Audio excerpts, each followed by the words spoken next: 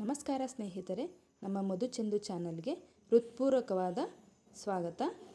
ಇಂದು ನಾವು ಚಪಾತಿಗೆ ರೊಟ್ಟಿಗೆ ಹೊಂದುವಂತಹ ಬೀಟ್ರೂಟ್ ಪಲ್ಯ ಯಾವ ರೀತಿ ಮಾಡೋದಂತ ನೋಡೋಣ ಬನ್ನಿ. ನೋಡಲು ಸುಂದರವಾಗಿರುವುದಷ್ಟೇ ಅಲ್ಲ, ಆರೋಗ್ಯಕ್ಕೂ ಸಹ ತುಂಬ ಒಳ್ಳೆಯದು.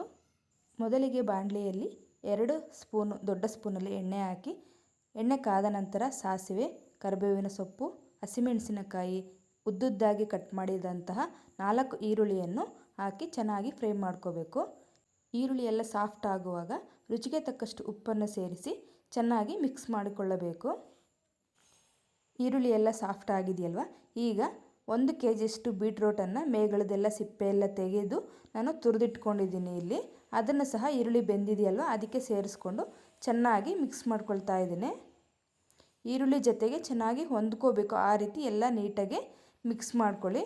ಈಗ ಒಂದು ಲಿಡ್ ಕ್ಲೋಸ್ ಮಾಡಿ ಒಂದು 2 ನಿಮಿಷ ಹಾಗೆ ಬಿಡಿ. ನೋಡಿ, 2 ನಿಮಿಷ ಬಿಟ್ಟ ನಂತರ ಯಾವ ರೀತಿ ಆಗಿದೆ.